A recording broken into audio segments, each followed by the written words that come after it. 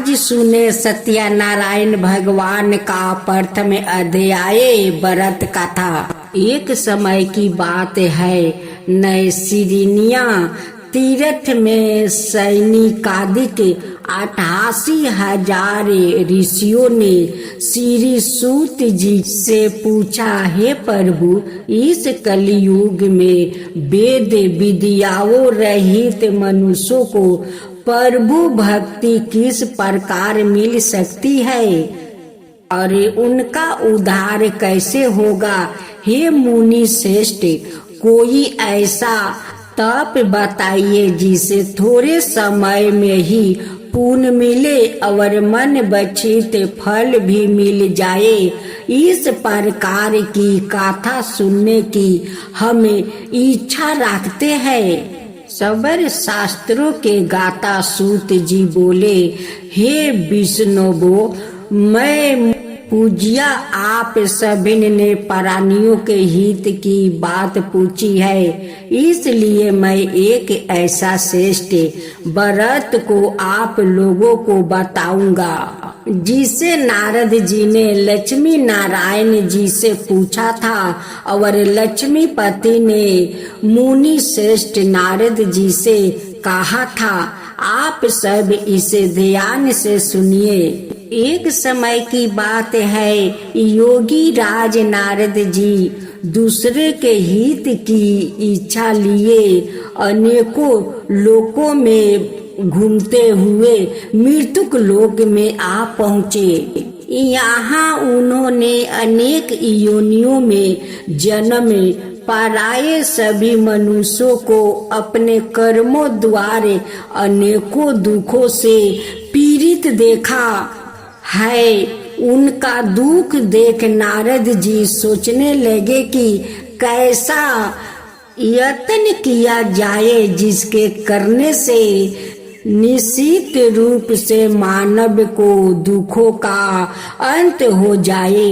इसी विचार पर मनन करते हुए वो विष्णु लोक में गए। वहाँ वो देवों के ईश्वर भगवान नारायण की स्तुति करने लगे, जिनके हाथों में शंख चक्र गादा और परदुम थे, गले में बरमाला पहने हुए थे।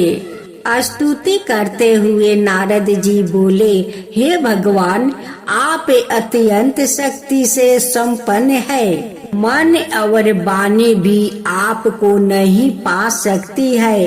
आपका आदि मध्य और अंत नहीं है। निर्गुण स्वरूप सृष्टि का कारण, भक्तों के दुख को दूर करने वाले आपको मेरा नमस्कार है। नारद जी की स्तुति सुन विष्णु भगवान बोले, हे मुनि श्रेष्ठ, आपका मन में क्या बात है? आप किस काम के लिए पधारे हैं, उसे निसंकोच होकर कहिए। इस पर नारद मुनि बोले कि मृत्यु लोक में अनेक योनियों में जन्मे मनुष्य अपने कर्मों के द्वारा अनेकों दुख से दुखी हो रहे हैं। हे नाथ, आप मुझ पर दया रखते हैं तो बताइए कि वो मनुष्य थोड़े प्रयास से ही अपने दुखों से कैसे छुटकारा पा सकते हैं। श्री हरि बोले, हे नारद, मनुष्यों की भलाई के लिए तुमने बहुत अच्छी बात पूछी है। जिसके करने से मनुष्य मोह से छूट जाता है, वो बात मैं कहता हूँ, उसे सुनो। स्वर्ग लोक मृत्यु लोक दोनों में एक दुर्लभ उत्तम व्रत है जो पुण्य देने वाला है। आज प्रेम बस होकर मैं उसे तुमसे कहता हूँ। सत्यनारायण भगवान का यह व्रत अच्छी तरह है विदना पूर्वक करके मनुष्य तुरंत ही यहाँ सुख भोग कर मरने पर मोक्ष पाता है। श्री हरि के वचन सुन नारद जी बोले कि उस व्रत का फल क्या है और उसका विधान क्या है, यह व्रत किसने किया था, इस व्रत को किस दिन करना चाहिए, सभी कुछ विस्तार से बताइए। नारद की बात सुनकर श्री हरि बोले, दुख वो शोक को दूर करने वाला यह व्रत सभी स्थानों पर विजय दिलाने वाला है। मानव को भक्ति वो श्रद्धा के साथ शाम को भक्ति भाव श्रद्धा का साथ शाम को सत्यनारायण की पूजा धर्म परायण होकर ब्राह्मणों वो भक्ति भाव से ही नवबेघ केले का फल घी दूध और गेहूं का आटा सवाए ले, गेहूं के स्थान पर साठी का आटा शक्कर और गुड़ लेकर वो सभी भक्षण योग्य पदार्थों को मिलाकर भगवान का भोग लगाए। ब्राह्मणों सहित बंधु बंधुओं को भी भोजन कराए, उसके बाद सवाए भोजन करे और भजन कीर्तन के साथ भगवान की भक्ति में लीन हो जाए। इस तरह से सत्यनारायण भगवान का यह व्रत करने पर मनुष्य की सारी इच्छा निश्चित रूप से पूरी होती है।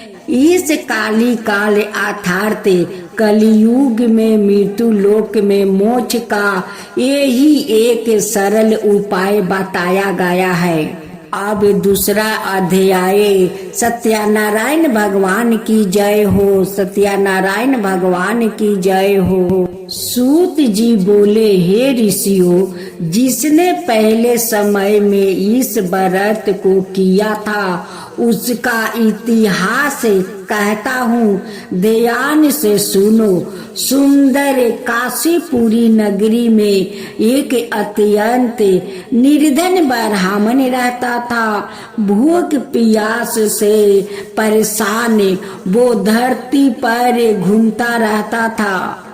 ब्राह्मणों से प्रेम करने वाले भगवान ने एक दिन ब्राह्मण का भेष धारण कर उसके पास जाकर पूछे, हे प्रिया, नित्य दुखी होकर तुम पृथ्वी पर क्यों घूमते हो? दीन ब्राह्मण बोला, मैं निर्धन ब्राह्मण हूँ, भिक्षा के लिए